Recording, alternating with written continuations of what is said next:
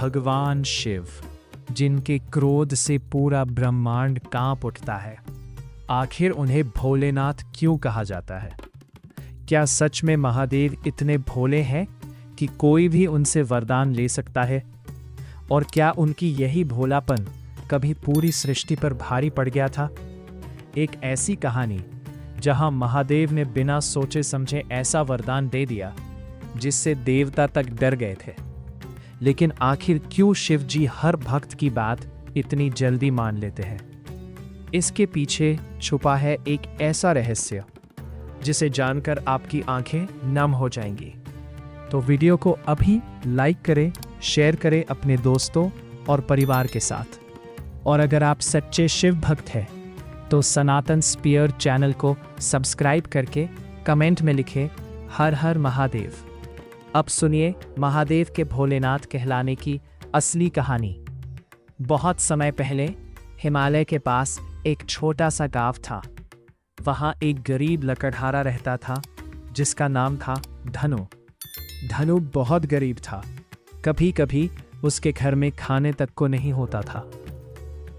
लेकिन एक चीज थी जो उसके पास सबसे ज्यादा थी, भगवान शिव के प्रति अटूट भक्ति। हर सुबह वो जंगल जाता, लकड़ियां काटता और लौटते समय एक छोटे से शिवलिंग पर जल चढ़ाता। ना उसके पास दूध था ना फूल, लेकिन वो पूरे सच्चे मन से कहता, महादेव, मेरे पास आपको देने के लिए कुछ नहीं है, बस मेरी भक्ति स्वीकार कर लीजिए। कहते हैं महादेव को सच्चे दिल से किया गया प्रेम सबसे ज्यादा प्रिय है। गांव के लोग धनु का मजाक उड़ाते थे। वे कहते, तुम्हारी पूजा से क्या होगा? अगर शिव सच में सुनते तो तुम गरीब क्यों होते? लेकिन धनु कभी दुखी नहीं होता। वो सिर्फ मुस्कुराकर कहता, मेरे भोलेनाथ सब देखते हैं। एक दिन भयंकर बारिश शुरू हो गई। नदी में बाढ़ आ गई। पूरा गांव डर गया। लोग अपने घर छोड़कर भागने लगे। लेकिन धनु सीधे उस छोटे शिवलिंग के पास पहुंच गया। वो रोते हुए बोला, महादेव, अगर आप सच में मेरे साथ हैं तो मेरे गांव को बचा लीजिए।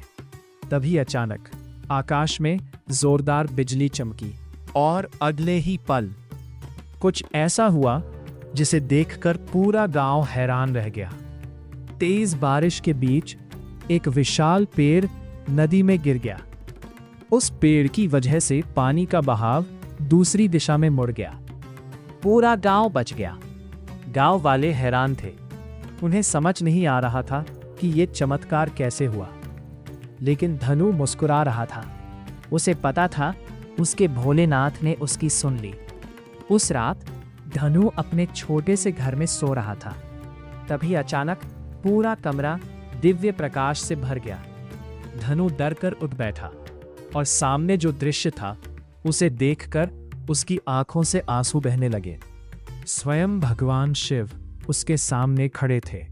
शरीर पर भस्म, गले में सर्प और चेहरे पर अद्भुत मुस्कान। धनु तुरंत उनके चरणों में गिर पड़ा। वो रोते हुए बोला, प्रभु, मैं तो एक साधारण इंसान हूं, आप मेरे पास क्यों आए? महादेव मुस्कुराए, फिर बोले, क्योंकि तुमने मुझे सच्चे दिल से पुकारा।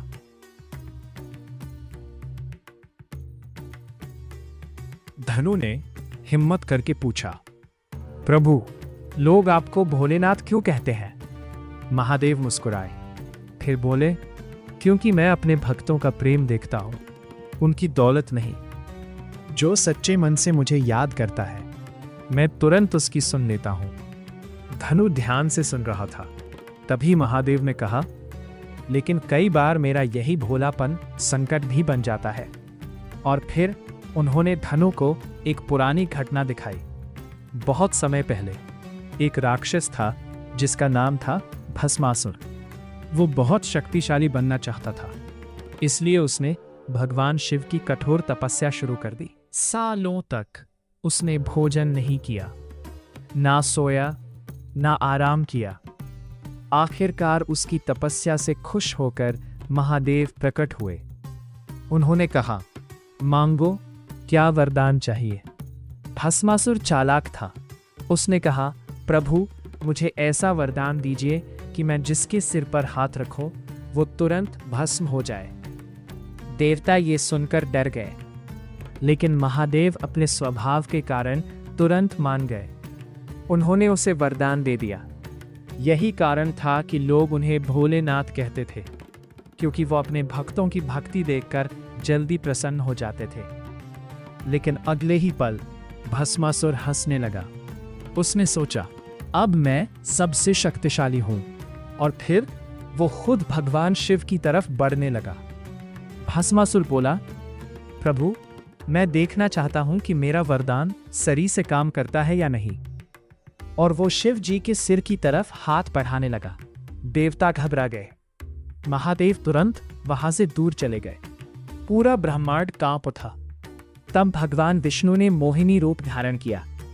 उन्होंने भस्मासुर को नृत्य में उलझा दिया। मोहिनी जैसा करती, भस्मासुर वैसा ही करता, और आखिर में मोहिनी ने अपना हाथ अपने सिर पर रख लिया। भस्मासुर ने भी वैसा ही किया, और अगले ही पल वो खुद भस्म हो गया। धनु ये सब देखकर हैरान रह गया। उसने पूछा, प्रभु, आपने इतना खतरनाक वरदान क्यों दिया? महादेव मुस्कुराए, फिर बोले, जो सच्चे मन से तपस्या करता है, मैं उसे खाली हाथ नहीं लौटाता। मैं अपने भक्तों में भेदभाव नहीं करता। देव हो या दानव, अगर भक्ति सच्ची हो तो मैं प्रसन्न हो जाता हूं। धनु की आंखें नम हो गईं। अब उसे समझ आ गया था महादेव को भोलेनाथ क्यों कहा जाता है, क्योंकि उनका हृदय सबसे दयालु है। तो अब आप समझ गए होंगे महादेव को भोलेनाथ क्यों कहा जाता है, क्योंकि वो अपने भक्तों की भक्ति देखते हैं, उनकी हैसियत नहीं। जो सच्चे दिल से उन्हें पुकारता है, महादेव उसकी सुनते जरूर हैं। अगर आप भी भगवान शिव में सच्ची श्रद्धा रखते हैं तो वीडियो को लाइक ज़रूर करें, शेयर करें, ताकि ज़्यादा लोग भोलेनाथ की इस अद्भुत कहानी को जान सकें। और सनातन स्फेयर चैनल को सब्सक्राइब करके कमेंट में लिखें, जय भोलेनाथ, हर हर महादेव।